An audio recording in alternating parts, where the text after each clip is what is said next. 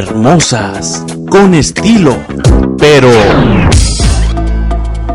un mal calzado puede traer muchos problemas.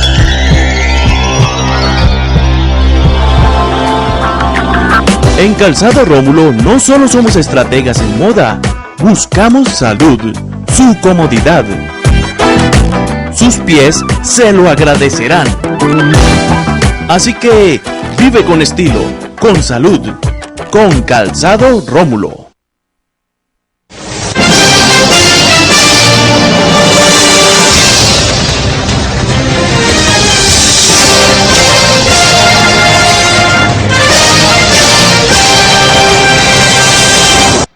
Amables televidentes, los saluda José Alberto Tejada Echeverri, presentándoles el programa institucional del Canal 2 informativo Nuestra Gente.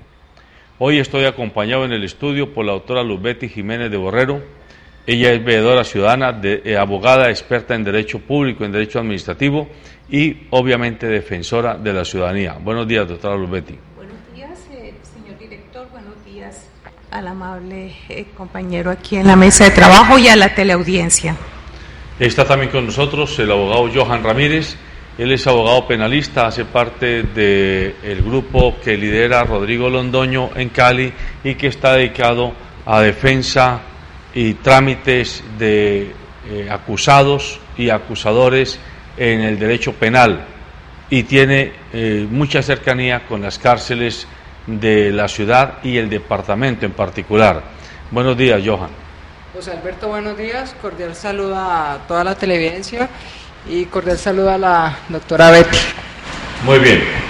Hoy vamos a comenzar hablando de un tema que de soslayo hemos tocado en los últimos días, pero que no le hemos puesto la suficiente atención, y es el tema de la delincuencia organizada desde las cárceles, que ha encontrado en la extorsión, tanto la telefónica como la directa, a través de sus contactos en la ciudad o en las ciudades, una fuente de financiación no solo muy lucrativa, sino muy intimidatoria para la ciudadanía.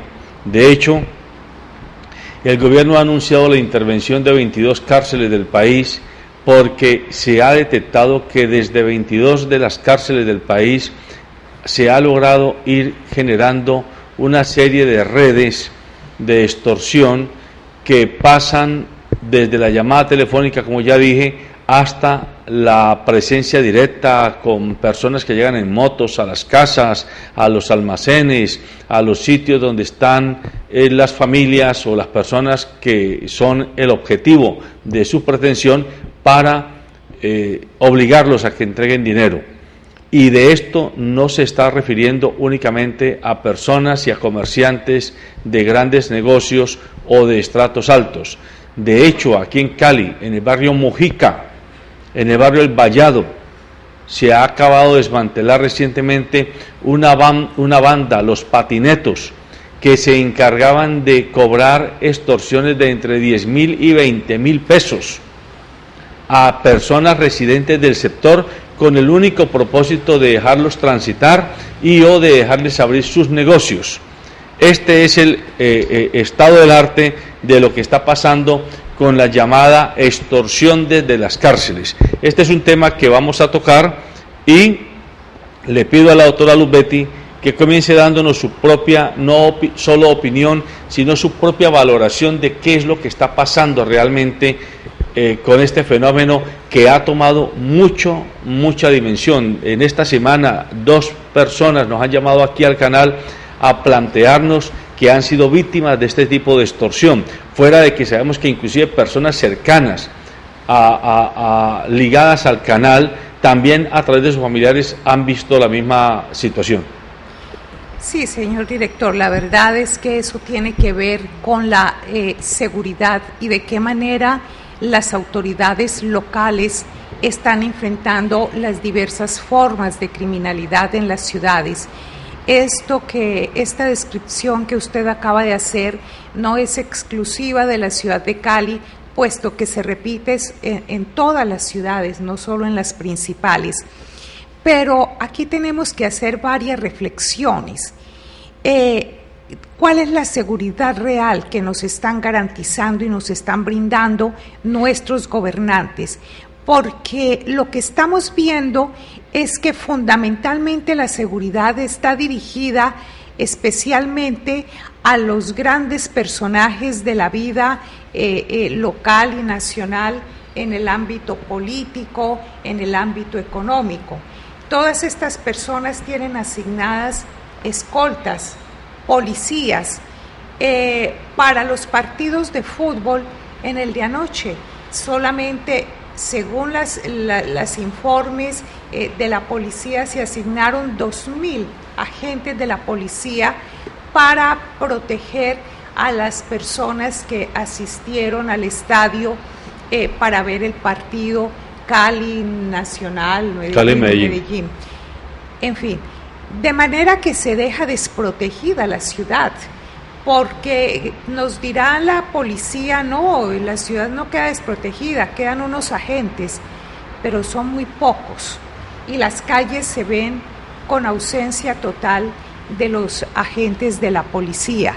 Y entonces esto es un momento que se facilita para que la criminalidad pues cometa todo tipo de delitos. Pero además hay otra modalidad, director, muy en boga en las últimas semanas y que igualmente ha sido denunciada a través de los medios de comunicación, y es la que tiene que ver con las llamadas telefónicas para extorsionar.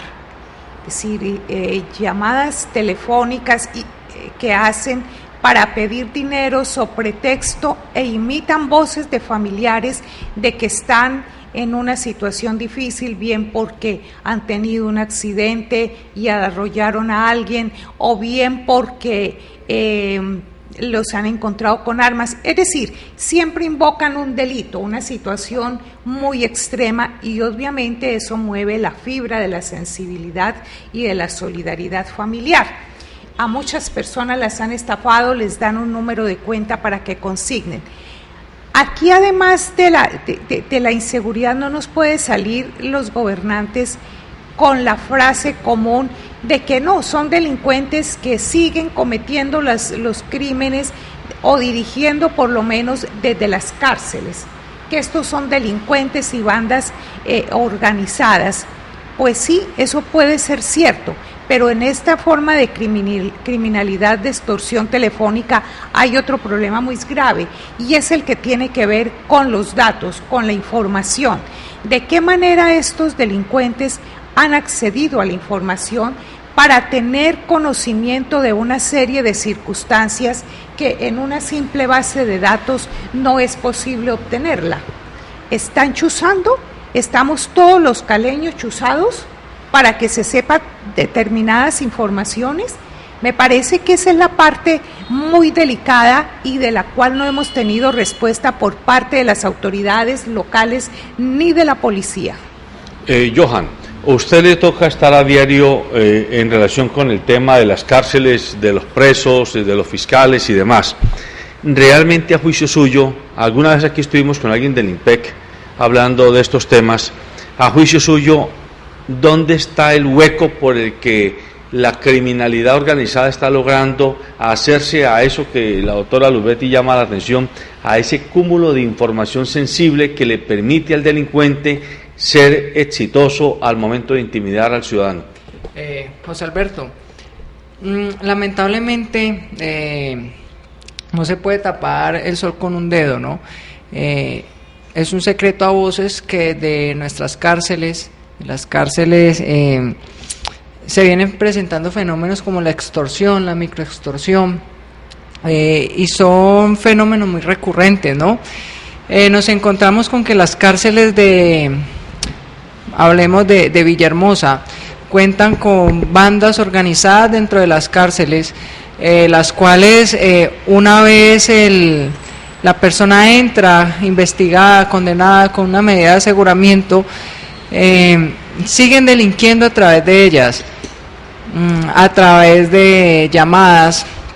Sé que en algunas cárceles del país se ha intentado mitigar este fenómeno a través de la instalación de antenas bloqueadoras de señal, pues para cortar ese cerco e impedir pues que los presos realicen este tipo de llamadas.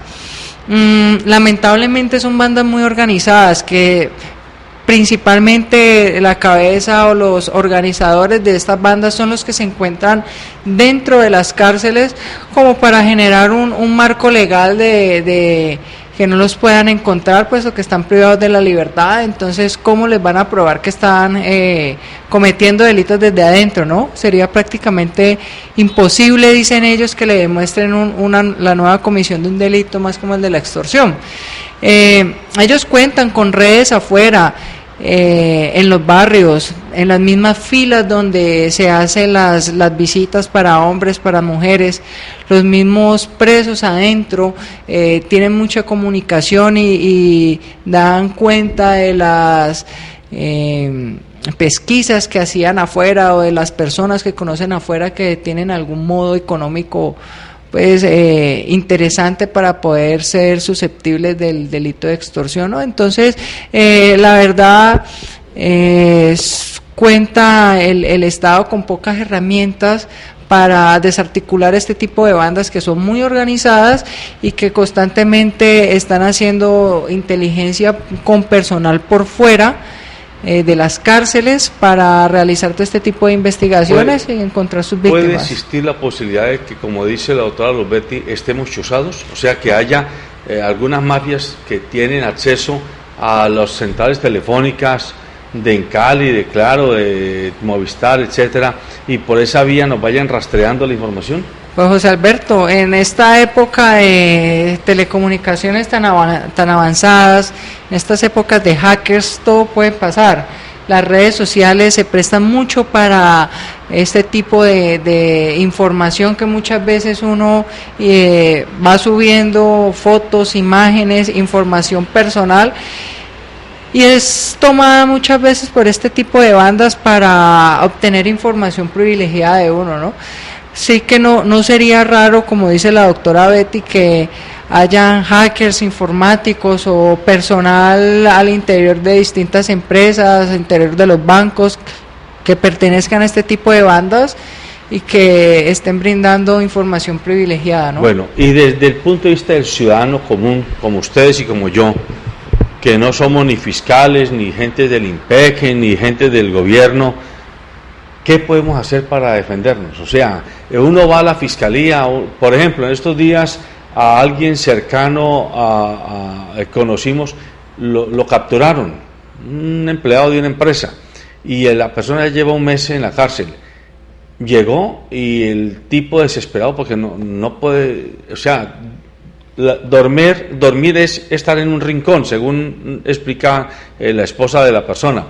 Tuvo que darle $1 millón a un presunto capo o jefe de esa zona para que lo dejen dormir horizontalmente, pero en un métrico. No se puede mover ni para un lado ni para el otro. Y el capo tiene una celda con todas las de hasta con teléfono, hasta con televisor, perdón. Entonces uno dice, voy, hago la denuncia, presento los papeles, etcétera, pero a mí ¿quién me garantiza que eso al contrario no se me devuelva como un boomerang a mí? Sí, usted ha tocado un punto crucial en esta situación, y lo que usted acaba de narrar en relación con las cárceles, el hacinamiento, las condiciones infrahumanas, eso no es de ahora. Es decir, lamentablemente en este país eso siempre ha existido. Yo recuerdo que desde que yo estudiaba en la universidad, eso ya se veía y se denunciaba, era gravísimo. Cómo tenían que comprar los espacios, cómo tenían que dar plata a los detenidos para que les permitieran alguna movilización, algún acceso a lo que llamaban en aquella época los caspetes, en fin. Y eso, la incapacidad, eso refleja la incapacidad de este Estado en resolver los problemas y la negligencia de los funcionarios. ¿Cómo no les interesa a José Alberto y teleaudiencia resolverle los problemas a las comunidades en general, a la sociedad en general, sino que es un Estado que se ha dedicado a hacer negocios? Todas las políticas de Estado son los grandes negocios. Ya se ha dicho que se van a entregar las cárceles en concesión al sector privado. Eso en primer lugar. ¿qué podemos hacer o qué pueden hacer los ciudadanos? De hecho, hay ya direccionamientos de la Corte Constitucional al Gobierno Nacional para que ese tipo de situaciones que estamos viendo en este momento sean corregidas, sean erradicadas. Es más, los detenidos no tienen acceso a una buena salud. Es muy problemático cuando algún detenido se enferma o tienen un tratamiento que se lo puedan realmente realizar desde las cárceles, sacarlos a las EPS, en fin. No obstante, repito, que la Corte Constitucional en reiteradas oportunidades ha ordenado, entre otras vía tutela también, para que este estado de cosas se termine y el Estado dedique los recursos económicos y humanos suficientes para ir acabando con el hacinamiento y tener mejores condiciones de salud. Ese por un lado. En segundo lugar, es cierto lo que dice aquí el Johan, en cuanto a que es muy peligroso y los hackers pueden obtener de las redes información. La gente es muy dada a poner todo tipo de información en exceso.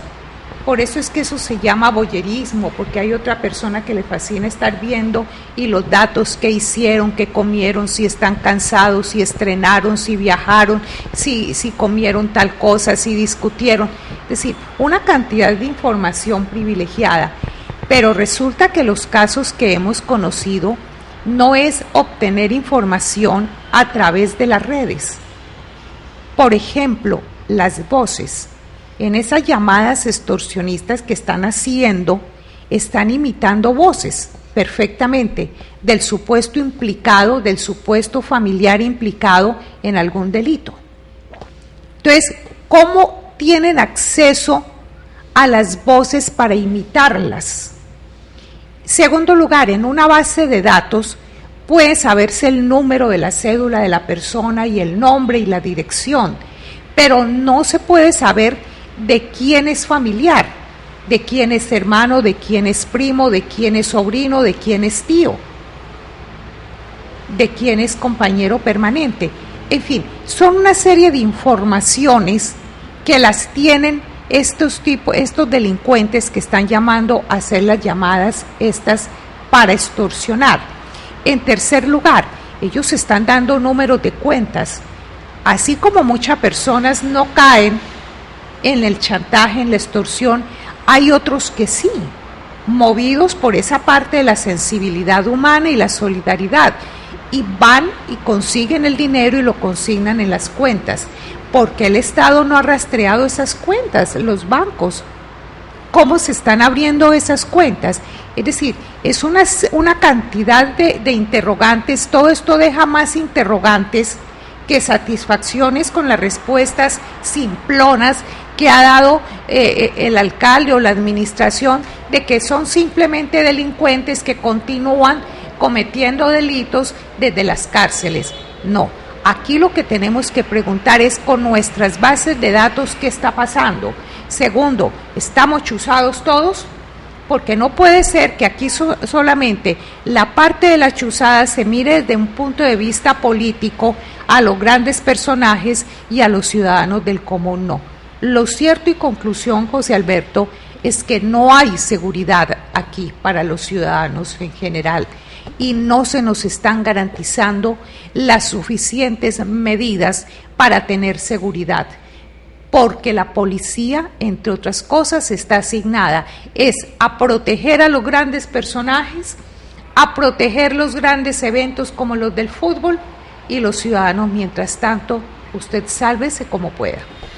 Johan, ¿usted qué le dice a la señora o al señor que está escuchándolo y viéndolo y que o tiene un familiar o ella misma está siendo víctima de una extorsión, de un asedio, para que les paguen un valor con tal de dejarles abrir su negocio o dejarlos vender el producto que están vendiendo en la zona? Porque sabemos que, por ejemplo, en Santa Elena tenemos casos reconocidos de personas que llegan inocentemente a vender algún producto y cuando menos piensan aparecen 2 o 3 personajes a decirle: ¿usted qué hace aquí?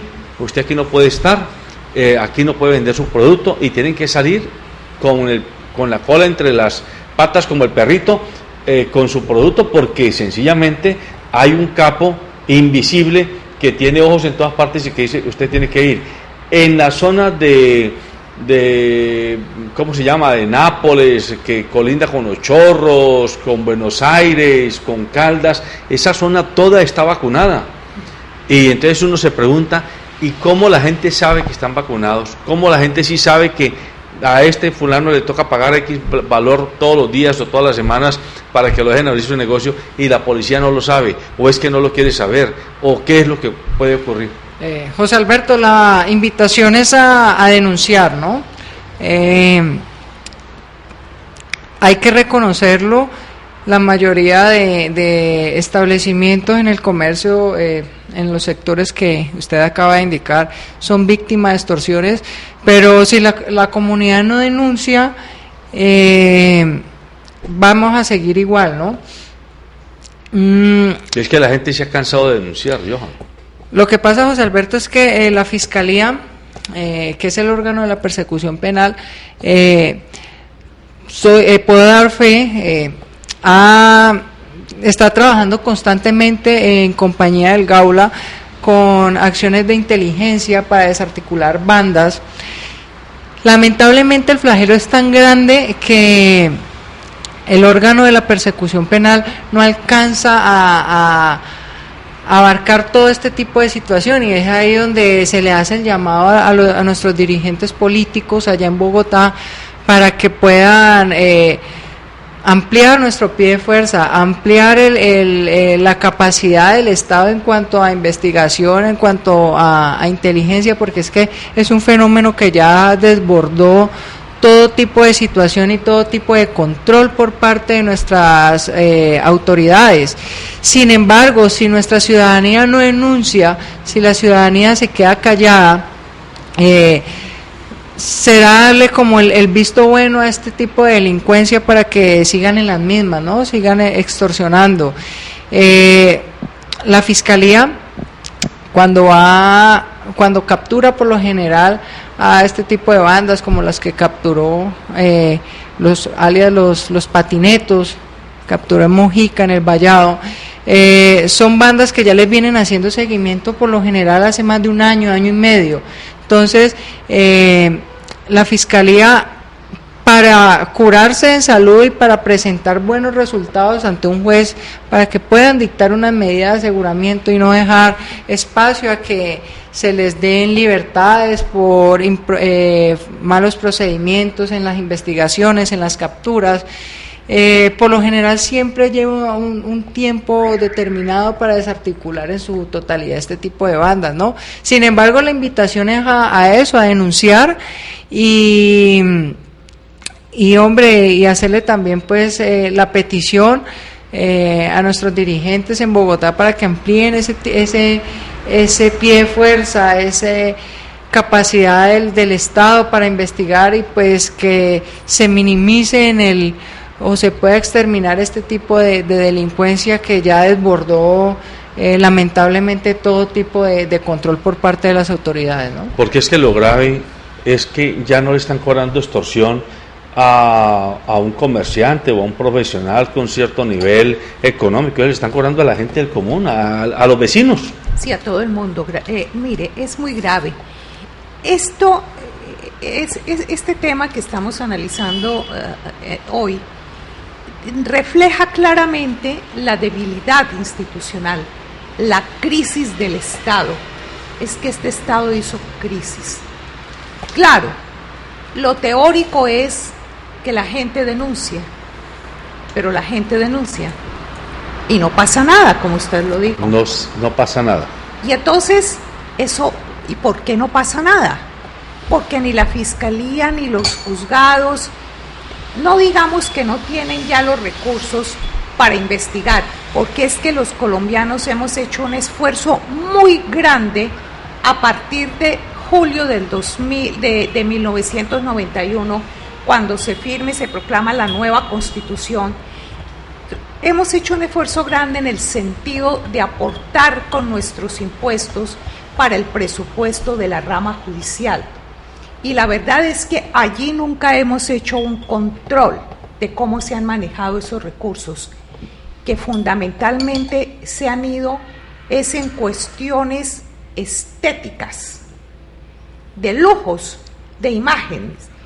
En esta ciudad de Cali, con tantos problemas, ese Palacio de Justicia estuvo cerrado casi 7 años.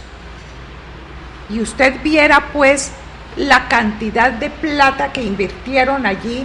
Es un palacio, una edificación que eso no es funcional, es caótico, pero eso sí, la directora de la rama, la parte administrativa, tiene una gran y tremenda y flamante oficina en el penthouse con vista a toda la ciudad. Es decir, aquí hemos hecho un esfuerzo muy grande, tenemos que analizar lo costo-beneficio, así es como se examinan los resultados, José Alberto y teleaudiencia. Entonces la gente denuncia y el Estado, a través de la rama judicial, a través de las fiscalías, son absolutamente incapaces de haberle puesto punto final a esta forma de criminalidad. Es que esas formas de criminalidad no son de ahora, no son recientes. Desde hace muchos años se están presentando, y desde hace muchos años, hagamos el recuento histórico, la policía y las autoridades locales vienen haciendo todo tipo de gestiones para infiltrar a estas bandas y desarticularlas y con ello acabarlas. Y lo que pasa es que no se han acabado, sino que se han fortalecido más. Entonces eso es la crisis de este Estado, la crisis de la dirigencia. Aquí estamos pagando muy caro unos salarios con nuestros impuestos, y lo que estamos es formando unas castas en el sector estatal que no han sido capaces de responder oportunamente las necesidades de la ciudadanía. Johan, quizás para usted, porque es abogado litigante, y igual para la doctora Lubetti, pues les es muy difícil hacer afirmaciones contundentes, pero uno como ciudadano corriente, uno lo que siente es que hay una rueda suelta en el aparataje institucional del Estado con el Poder Judicial, porque a los jueces, ¿quién nos controla? Perdóneme, ¿quién nos controla? Digo yo, usted me va a decir la Corte de la Judicatura, el Consejo de Judicatura, el Consejo de Estado, la Corte Constitucional. Eso uno siente que eso no es así, que eso es mentiras, que esos son los unos más perfumados arropándose con los otros menos perfumados, pero eso es la misma grupo de personas que defienden intereses de grupo, intereses de cuerpo. Mejor dicho, lo que tanto tiempo se nos dijo, que hay espíritu de cuerpo en las fuerzas militares, pues aquí hay un espíritu de cuerpo manifiesto en el Poder Judicial, tanto a nivel de jueces como a nivel de magistrados como a nivel de fiscales. Entonces uno siente que está en manos de un grupo que nadie sabe quién controla y que no se siente obligado a darle cuenta y razón a nadie. Mire usted el espectáculo grotesco que tenemos con Pretel y compañía, y todavía ahí jugando, y los abogados más prestigiosos del país prestándose para esa juerga. Lamentablemente, José Alberto, a raíz de todo este tipo de escándalos, la imagen de nuestra rama judicial, de nuestra justicia como tal, se ha visto muy menguada. Era un secreto a voces que venía desde hace ya bastante tiempo, y sí requiere todo este tipo de hechos, todo este tipo de denuncias, todo este tipo de escándalos que han salido a la luz pública, requieren una profunda reforma a la justicia. Yo soy de los que pienso que una manera para menguar todo este tipo de situaciones es que, hombre, que los magistrados, que nuestros altos dirigentes sean accedan a sus cargos por méritos, concurso de méritos, que se deje de un lado esa cuota política, esa dedocracia, por así decirlo, el yo te ayudo y tú me ayudas, dame tu voto y yo te doy un contrato, yo te doy un puesto en un juzgado, en una notaría, y que realmente sean los profesionales capacitados y con una hoja de vida adecuada, intachable en todo sentido, los que dirijan las riendas de nuestro país, ¿no? Es lamentable la situación de la justicia actualmente, es bochornosa, totalmente reprochable.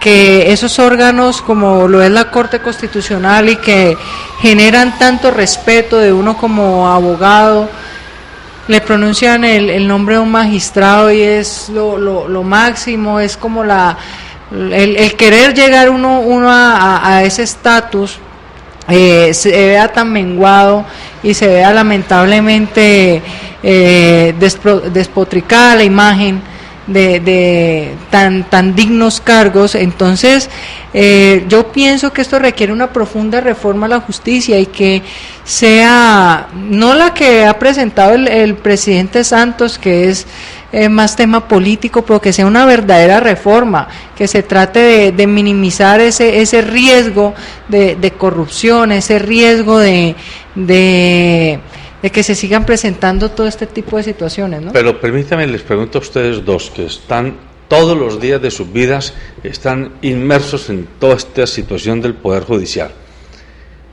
¿Y dónde quedan las universidades?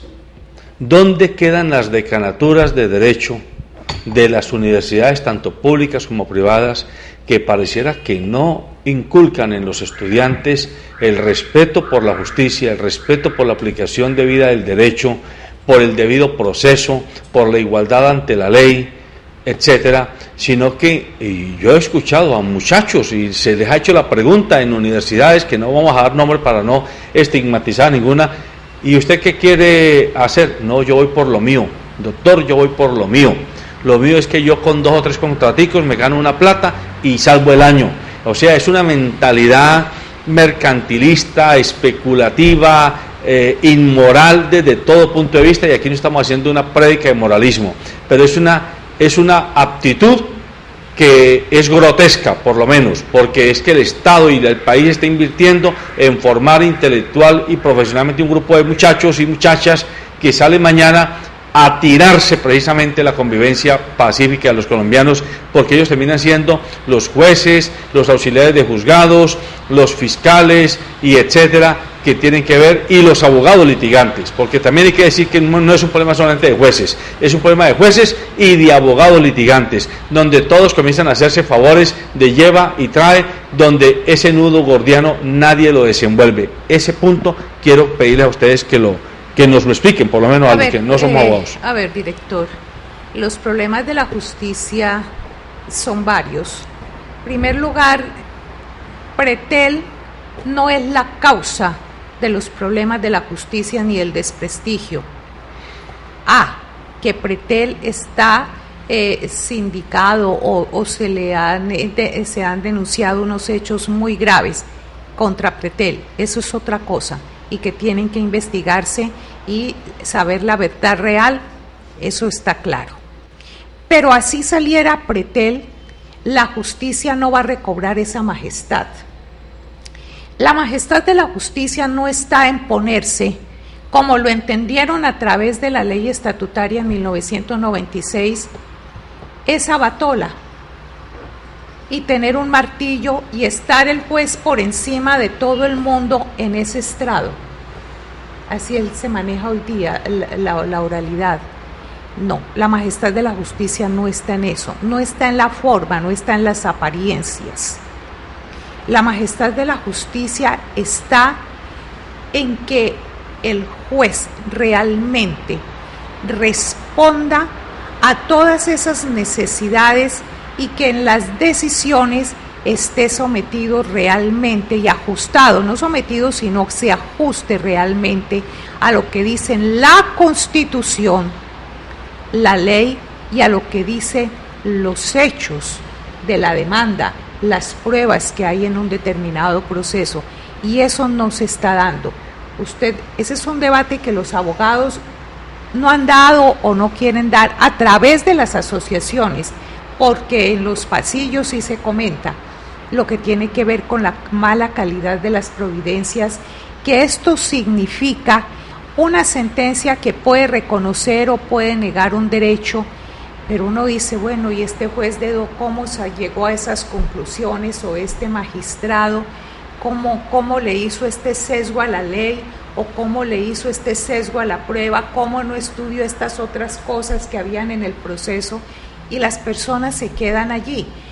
la oralidad ha servido para muchos abusos, el sistema de la oralidad, que es bueno y que se supone que es para agilizar, pero ha servido exclusivamente para agilizar, entre comillas, la actividad de los operadores de justicia, es decir, de los juzgados, en tanto que a las partes y a sus apoderados se les ha venido restringiendo cada vez más los derechos en cuanto a la defensa. Entonces, usted preguntaba además, ¿las universidades qué papel juegan allí? Claro, las universidades también son responsables de este estado de cosas. Unas porque se dedicaron simplemente al comercio de las profesiones.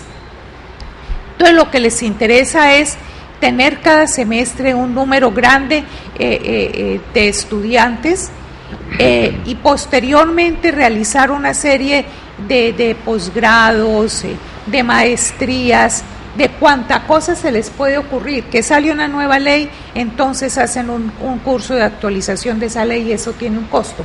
Es decir, el mercantilismo de las profesiones, pero eso no solamente ocurre en el derecho, sino que ocurre en todas las otras profesiones. Eso es cierto, pero también es que el Ministerio de Educación ha permitido ese estado de cosas y en el pensum de derecho se han quitado unas determinadas materias que son fundamentales para los profesionales. Solamente se les han dejado los códigos, estudiar códigos, saberse códigos, y eso no es suficiente.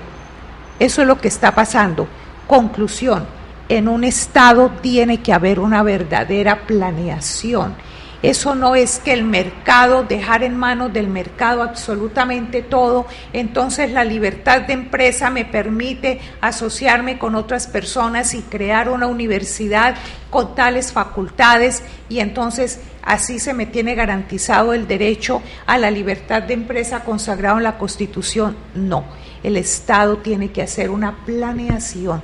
¿Cuántos profesionales se necesitan en determinadas ramas del saber?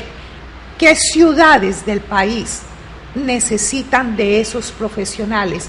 Porque están concentrados en las grandes capitales, en tanto que las ciudades intermedias y las pequeñas ciudades no tienen buenos profesionales. Johan, ¿y usted qué opina de esta situación? Usted que está muy cerca también a la universidad ahora mismo. José Alberto, pues lamentablemente, pues opinión personal, eso es un tema más de cada persona, de su formación desde el hogar. Si bien las universidades se están rigiendo ahorita, como dice la doctora Betty, en enseñar los códigos, enseñar las leyes, en cuanto pues hablando en cuanto a derecho se refiere, también es cierto que viene mucho desde la moral y desde el crecimiento personal de cada uno como persona.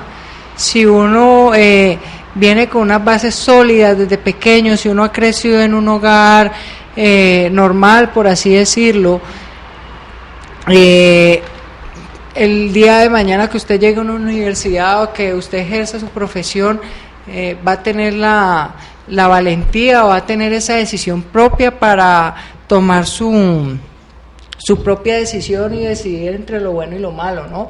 No solamente se trata de dar materias de ética, de moral.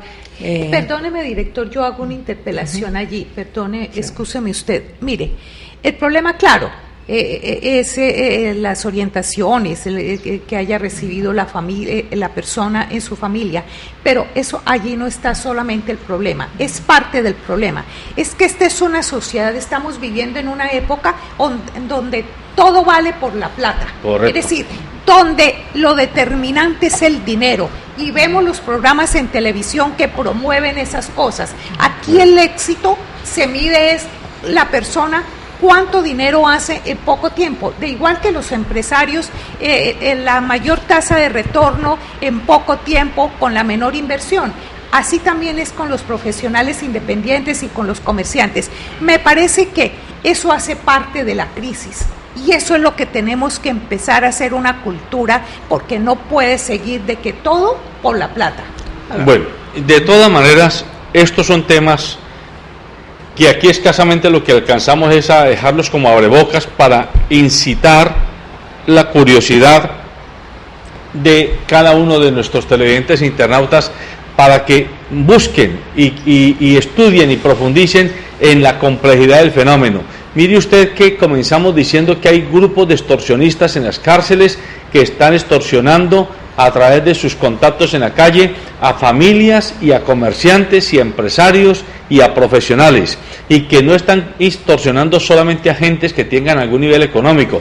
Ya dijimos, la banda Los Patinetos la acaban de detener, capturar, pero esa banda estaba especializada en el barrio Mojica y en el barrio El Vallado, a extorsionar vecinos de esas comunidades, a quienes les pedían 10,000 y 20,000 pesos para dejarlos abrir sus negocios o para inclusive a veces dejarlos pasar por las llamadas fronteras invisibles. Y eso, que aparentemente es un hecho aislado, nos va hilvanando y nos trae a las cárceles, y de las cárceles nos trae a los juzgados, y de los juzgados nos lleva a las fiscalías, y de la fiscalía nos lleva al aparataje institucional del Estado en el Poder Judicial, y vemos que al final llegamos a las universidades donde se forman quienes después van a ser jueces, fiscales, magistrados y demás. Entonces, es un problema global, complejo, al que hay que ponerle mucha atención. Pero yo quiero... una cosita, señora, perdón, para redondear sobre ese tema, es que en este país tenemos dos tipos de justicias. Una justicia elitista, que son donde se mueven los grandes negocios, que son los que conocen la Corte Suprema de Justicia, el Consejo de Estado y los tribunales de arbitramiento. Y la otra justicia, a la que el Estado no le está poniendo mucha atención y que no se corrige en la reforma judicial, es la que tiene que ver con el común de las personas. Eso es gravísimo. Correcto. Y segundo lugar, ese paso del gobierno al sector privado o al litigio, y del litigio al gobierno, lo que acaba de ser el ministro, el superministro. Eso es gravísimo, gravísimo. Estamos de acuerdo. Es decir, el fenómeno es mucho más complejo de lo que a simple vista se ve. ¿Qué hace Néstor Humberto Martínez, que es un abogado con un bufete muy prestigiado en Colombia? Renunció para brindarle un servicio a la patria, según el señor. No. Estuvo un año largo lucrándose de ese beneficio a la patria, y ahora acaba de renunciar porque se va a Madrid a abrir su bufete con nadie más que Aznar, expresidente del gobierno español, en Madrid. Yo me pregunto, ¿no será que utilizamos información privilegiada en las altas esferas del Estado para venir a hacer negocios privilegiados en las altas esferas del sector privado? Esa pregunta tiene que tener respuesta de parte de la dirigencia política y social de este país. Pero yo quiero pedirles... No la van a dar. No la van a dar. Sí tienen información privilegiada y además cuentan allá con las relaciones. Muy bien. Es que el éxito depende de las relaciones. Doctora Luberti, como el tiempo se nos está acabando, yo no quiero dejar de tocar un tema que hoy tiene algo así como una especie de hora cero, y es el lío que tiene Cali con los transportadores que están en la Catedral de San Pedro, aquí en la Plaza de Caicedo. 50 entre conductores y mecánicos de Comoepal hace ya un mes se tomaron la catedral de manera pacífica, llamaron al arzobispo, pidieron su intercesión, llamaron al alcalde, llamaron al secretario de tránsito, al presidente de Metro Cali, a todo el mundo, y la verdad es que hasta hace una semana nadie les paraba bolas. Escasamente Monseñor Jesús Darío Monsalve decía, bueno, hay que tener paciencia, pero este es un caso que tiene que resolver la administración municipal. Les pedimos a las personas que están allí que respeten el sitio, pues, que es un sitio religioso, etcétera. Pero ya en esta semana el alcalde se reunió, y algunos de sus funcionarios, con estas personas que están allí. Hoy se supone que hay una delegación de cada uno de los operadores del MIO para estudiar las hojas de vida y el perfil ocupacional de cada uno de los que están allí y otras personas que están representadas por quienes están allí para eventuales contrataciones en el MIO. Están hablando de ofrecer 180 puestos de trabajo. Yo tengo muchas dudas de si esto va a ser cierto o si es simplemente la estrategia para sacarlos y no estoy invitando a que mantengan la vía de hecho, pero creo que si han aguantado un mes, ahora, después de decir que no iban a atenderlos, salieron a atenderlos, y está Blanco y Negro, HIT, etcétera, Unimetro, diciendo vamos con nuestros trabajadores sociales a estudiar el perfil de fulanito de tal, para ver si lo vinculamos al mío. La pregunta que quiero dejar aquí rápidamente para que ustedes dos nos ayuden a revisarla.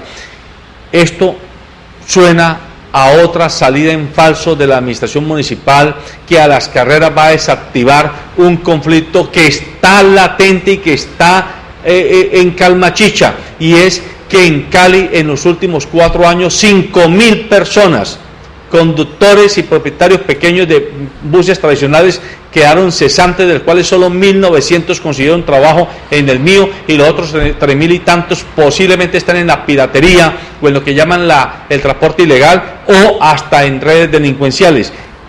¿Cuál es el balance que ustedes pueden hacer de este fenómeno?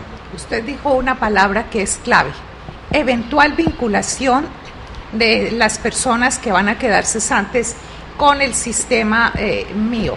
Es decir, a la inmensa mayoría de estas personas no las van a contratar. Y entonces el costo social y el costo económico para la ciudad es muy grande, porque es más gente desempleada. Y no es como de manera tan olímpica, tan facilista, han salido la Cámara de Comercio y todos estos sectores y gremios económicos y sociales a decir, no, pues por una empresa que se cierre no hay problema, incluido el alcalde, porque se están creando más empresas, y nos han salido con una estadística de la Cámara de Comercio, estadística que no dice qué tipo de empresas son las que se están aquí creando cada determinado tiempo, ni cuánto es su duración, ni cuántos empleados tiene, ni qué tipo de empleados tiene. Es decir, esa es la discusión de fondo. Entonces, aquí lo que está pasando es que el señor alcalde va a resolver su problema con las personas que están en la iglesia, pero no va a resolver el problema estructural que tiene ese sistema de transporte masivo mío, y le va a dejar a la ciudad un problema muy grande en la medida en que va a haber más desempleados, y con ello, José Alberto y teleaudiencia, ¿qué significa una persona cabeza de hogar desempleada? Pues en primer lugar, que no va a haber recursos económicos para la atención de su sobrevivencia, ni de su familia, ni de sus hijos. Segundo, la escolaridad de los hijos va a verse allí pues perjudicada. Tercer lugar, son personas que van a quedar sin acceso al sistema de seguridad social integral, es decir, a salud y a pensiones. Entonces me dirán, así como están diciendo, no hay problema que se cierre una empresa porque se abren otras, me dirán, no, para eso está el CISBEN. ¿Y quién sostiene el CISBEN? ¿De qué recursos? Correcto. Así es. Bueno, antes de darle la palabra a Johan, déjeme presentar la nota que Pacífico Noticias, el noticiero que se emite por este canal todos los días a la 1 de la tarde, tiene sobre el tema de los transportadores de Cali del día de ayer. El alcalde Rodrigo Guerrero abrió la posibilidad de integrar los buses tradicionales al transporte masivo mío, con el fin de atender los lugares más alejados de la ciudad, principalmente laderas y zonas rurales de Cali. Hemos ofrecido todo eso, estamos dispuestos, hemos discutido, ha venido una mesa de negociación con gente del Ministerio de Transporte, la gente opina igual que nosotros. Yo espero que ellos vean que ya hicieron su demostración, su protesta, y salgan y que reciban todos los beneficios que nosotros le estamos ofreciendo. Los conductores de la Comodepal, que adelantan la toma de la Catedral San Pedro, aseguraron que este anuncio solo se hace para presionar su salida del centro religioso, porque esta medida solo aplicará para los buses que tienen la tarjeta de operación vigente, excluyéndolos totalmente. Sí, una solución directa no es, porque igualmente él se refirió a que el transporte colectivo pasaría a integrar la demanda de pasajeros de ladera, pero como bien sabemos, los compañeros de los jeeps prestan un servicio suficiente en la ladera de la ciudad de Cali. Aseguraron que esta medida anunciada por el alcalde ni siquiera ha sido considerada por los operadores del MIO. El presidente Metro Cali se refirió y que dijo que ni siquiera habían contemplado la propuesta. La propuesta del 15% es algo que va a largo plazo. Nosotros no vamos a salir con un 15% y que de aquí mañana o pasado mañana vamos a trabajar. Es un proceso muy largo, no se define en días ni en semanas. Quizás eso tome meses. Los conductores le pidieron al alcalde su presencia para juntos firmar una acta pública en la que él se comprometa a garantizarles su derecho al trabajo, para ellos desalojar la catedral. Johan. Sí, completamente de acuerdo con la doctora Betty. Esto es un tema más de fondo, ¿no? Aquí no hay que solucionarle los problemas a los transportadores con paños de agua tibia, como se dice por ahí. Tienen que haber realmente soluciones. Si los van a vincular al sistema masivo, que los vinculen a todos, que sean esos transportadores que estaban en el sistema de transporte antiguo los que tengan la oportunidad de vincularse con todas sus garantías legales y con todos sus beneficios en seguridad social para ellos y su familia,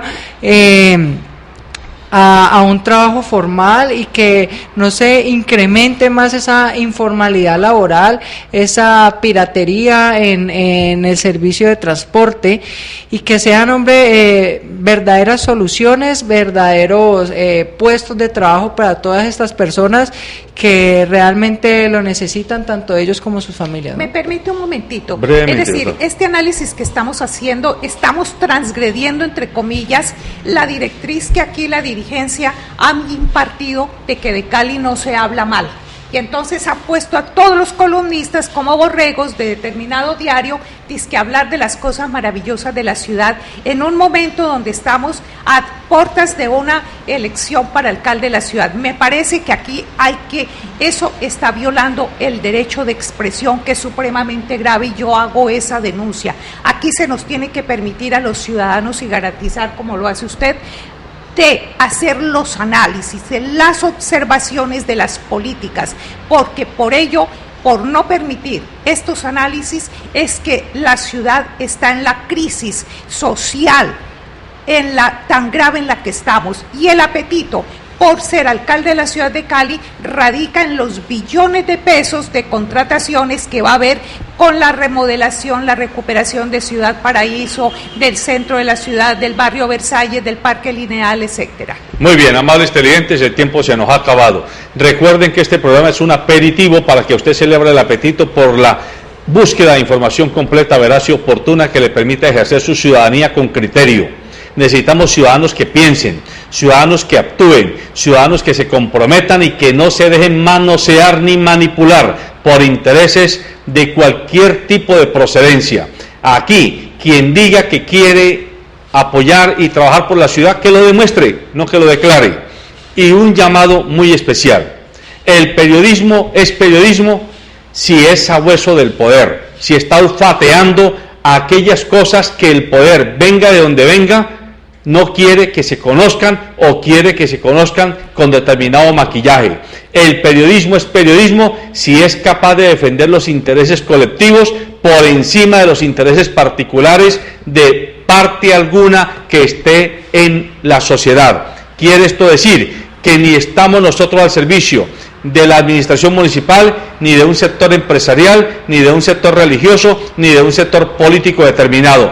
El único propósito que nos anima es tratar de entregarle a usted información para que usted solito o solita decida qué es lo que debe ocurrir y qué es lo que debe hacer usted frente a los hechos. Pero no vamos a estar nosotros aquí jamás, nunca, maquillando la realidad. Y hacemos un llamado vehemente a la administración municipal para que a estos transportadores se les dé una solución real, una solución consistente, porque si bien es cierto, hay más de 3.000 familias directas afectadas, sin contar las indirectas, es decir, la de los talleres mecánicos, las de las cafeterías, las de los montallantas, etcétera, etcétera. Esas personas que hoy son personas humildes, decentes y honradas, mañana pueden comenzar a descomponerse y terminar siendo parte de grupos delincuenciales. Y entonces cuando lo sean, vamos a decir, se dañó el fulano o se dañó la fulana. Y ninguno vamos a tener capacidad de decir, nosotros contribuimos a que ese ser humano y su proyecto de vida se acabara, porque no le brindamos una oportunidad consistente cuando teníamos la alternativa para hacerlo. La gente tiene derecho a que se le respete su trabajo, más cuando el bus y la buseta tradicional lleva más de 40 años prestándonos este servicio en la ciudad de Cali y no los pueden sacar a sombrerazos, independiente de que vengan capitales muy grandes y poderosos a tratar de extirparlos. Buenos días.